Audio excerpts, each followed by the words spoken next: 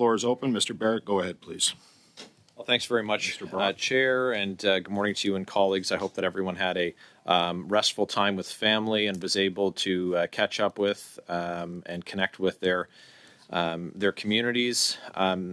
It was a challenging Christmas for many Canadians, and we saw record food bank use and, of course, people facing challenges with their home heating bills. I just want to quickly go over a couple headlines, and then I have a motion that I'd like to put forward to the committee chair. Some of the headlines that we saw over this Christmas were high prices, tight budgets have Canadians trimming how they'll celebrate this Christmas. Montreal Soup Kitchen may have to stop feeding homeless for the first time since 1877. All I'm doing is working and paying bills. Why some are leaving Canada for more affordable countries, and the rising cost of living means this mom of three goes hungry so her kids can eat. So it has been a challenging time for many people, and it's of course heartbreaking to see the struggles that our fellow Canadians are going through. Two more headlines. Trudeau's office won't answer questions on $84,000 vacation. Trudeau given free stay at $9,300 a night luxury Jamaican villa over Christmas holidays. And this is, of course, what brings us here. And those numbers are, of course, staggering. When we have an $84,000 vacation, when the median Canadian household income is about $70,000. And the problem begins with the first answer or first explanation that the Prime Minister's office gave about this vacation. And this isn't a question about a Prime Minister being deserving of a vacation or anyone being deserving of a vacation if they're able to afford it and they've got the time and their health. That's wonderful that they're able to do that. The problem is that the first answer that the Prime Minister's office gave to Canadians about this was that the Prime Minister was paying for the vacation. And it wasn't until media followed up and learned about the cost of the destination and asked who was paying for it. And the answer was that, in fact, the Prime Minister was not paying for this vacation. So we started with the Prime Minister saying he was paying for it, and then saying that it was being gifted to him. That's a remarkable gift, $84,000, and the question of whether or not a Prime Minister should be accepting gifts worth $84,000 is one that perhaps an eventual study at this committee could consider, if it's ever appropriate. But the story changed again, and the Prime Minister offered a third version of events, saying that he was staying with friends at their place and that he wasn't paying for it. So we know that his office said, the Prime Minister's office said that the Conflict of Interest and Ethics Commissioner cleared the vacation. The Ethics Commissioner has since said that that's not a function that they provide. They don't pre-clear vacations. And the Ethics Commissioner cannot release the correspondence between the Prime Minister and his office without the authority to do that, or an instruction to do that, a production order to do that. And that can be resolved, of course, by the Prime Minister just furnishing, Parliament, Canadians with that correspondence, releasing it, demonstrating that that the third story that we got from the Prime Minister was, in fact, the same story that he gave the Ethics Commissioner. The question is, was the Ethics Commissioner deceived or misled in any way? And so we need to get to the bottom of that. The best way to do that would be to have the Conflict of Interest and Ethics Commissioner come to this committee. I think that we could look at a number of things, but the precision of what we need to accomplish, the reason that we're here is to deal with this specific event, this $84,000 gift. It happened to take the form of a vacation, and so that That's why I have the following motion to move. I have it in both official languages. The clerk should have received a copy of it. And very simply, Chair, that the interim Conflict of Interest and Ethics Commissioner appear at the earliest opportunity regarding the Prime Minister's vacation to Jamaica. Okay, thank you, Mr. Barrett. The motion has been moved. The clerk has advised me that she has sent it to the members of the committee in both official languages. And I suspect, Mr. Barrett, just for clarity, that that's for one meeting, correct?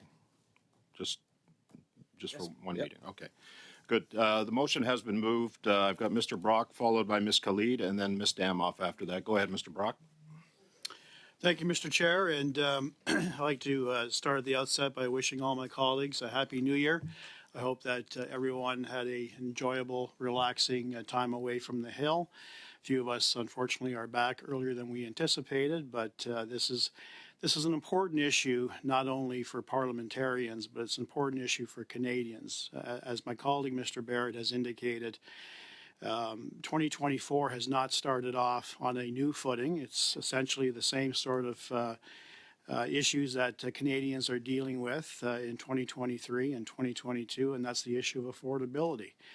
I know personally many members of my constituency who wrote to me and expressed their astonishment that how tone deaf this Prime Minister and this Liberal government was in light of all of the issues that Canadians are facing, that he would find it appropriate to accept an $84,000 gift for an extremely extravagant holiday in Jamaica.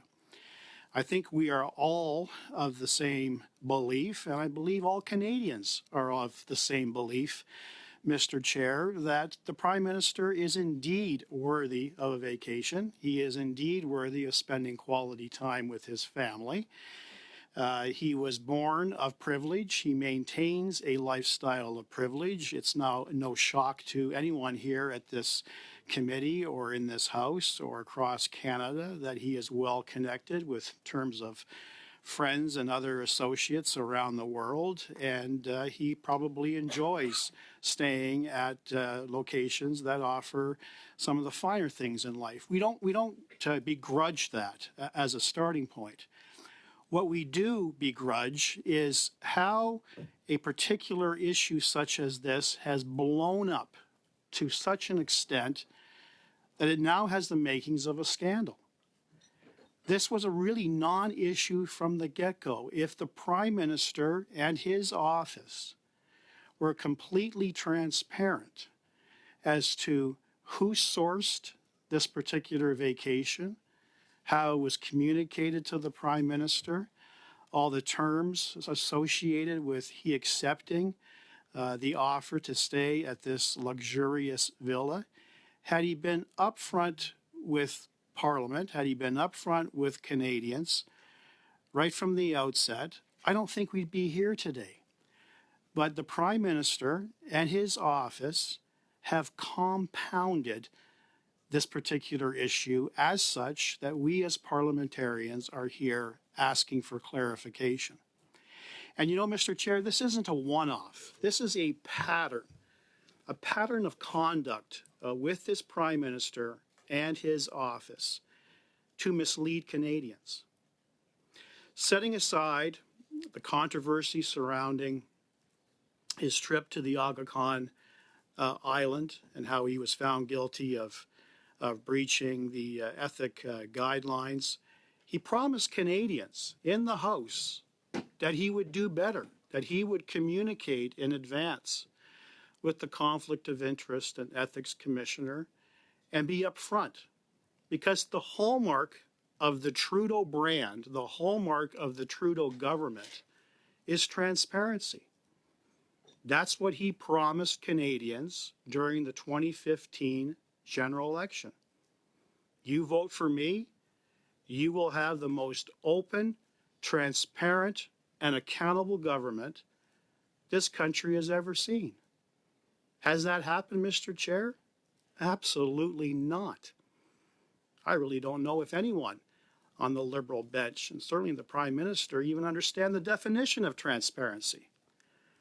But most recently, the government has shuffled some positions. And one of the shuffling of positions was the House Leader, the government House Leader, who is now occupying that position by the name of Steve McKinnon. Steve McKinnon was asked by the press with respect to this vacation. He indicated as follows. The Prime Minister, and this is a quote, the Prime Minister followed all the rules and in fact got his travel plans pre-approved by the Commissioner. We know that's a lie. It's misleading. It was deliberate. It was intentional on Mr. McKinnon's part to mislead Canadians. Because now we know that that office, the Conflict of Interest and Ethics Commissioner, does not pre-approve and give permission to vacation. The issue is whether or not the form of a gift qualifies as an acceptable one under the Act. To clarify, he says, the office, no, I'm sorry, that's the quote from the Ethics Commissioner. But he went on in a different interview, this is Steve McKinnon, the government House Leader, and it said as follows. I think Canadians don't want to deny the Prime Minister the ability to take a Christmas vacation with his family, and that's what he did. McKinnon told reporters last week, all of the rules have been followed, and the law has, as one of its fundamental pillars, transparency, which is, of course, the reason why we're discussing this today. The Prime Minister has acted transparently. Are we to accept the House Leader's word for that? I think that would be negligent. I don't think we would be doing our job as His Majesty's loyal opposition to accept that at face value in light of the fact that the office has since rebutted the position taken by the Prime Minister and his office that this was pre-approved. There's a lot of smoke here, Mr. Chair, and I'm sure there is a fire that's burning, Mr. Chair, that we need to find out its source. As I indicated, this is not a one-off. It is a series of missteps by this government. I talked about the Aga Khan vacation. We then had the dress-up clown show in India. We then had the issue surrounding the very first Truth and Reconciliation Day.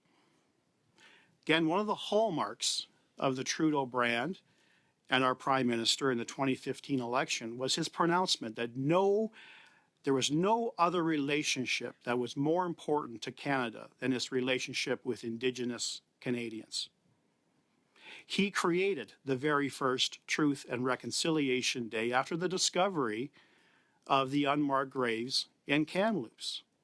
This was an important milestone in the history of this country in an effort to broker reconciliation between non-Indigenous and Indigenous alike. What did the Prime Minister do? The Prime Minister instructed his office to lie to Canadians to say that he was in Canada engaging in private meetings, when in fact, some sleuths in the Canadian public were able to track his flight and realize he wasn't in Ottawa. He was en route to BC to take a surfing vacation. Point of order, Chair. Point of order, Chair. Go ahead, Ms. Damoff, on your point of order. And as it relates to the standing orders, I'd like to just some clarification on that, if you don't mind. Yeah, no, twice now the member has said that the Prime Minister lied, and I think we all know that that is not allowed under parliamentary rules. So I just wondered if you could remind him that he can't say that the Prime Minister lied. If that could just, you could remind the honourable member of that, Chair. Thank you. Thank you, Ms. Damoff. I'm going to ask Mr. Brock just to be a little more judicious in his words. Thank you. The Prime Minister was deceitful to Canadians, Mr. Chair. So instead of telling the truth that he, in fact, was in Ottawa, engaged in private meetings, he furthered his own selfish private interests in taking a surfing vacation on the very first day that he created. It was embarrassing, and it was shameful, and it was an event that should not have happened. So again, these are things that I wanted to bring to the attention of this committee, that this Jamaican Christmas vacation is not a one-off. It displays a pattern of miscommunication and deceit by the Prime Minister's office, giving 3 different versions of the truth as to what they communicated to the Conflict of Interest and Ethics Commissioner. And we as parliamentarians, but more importantly, Canadians from coast to coast to coast, need some daylight shed on this issue. And for all of those reasons, I support my colleague's motion. Okay, thank you.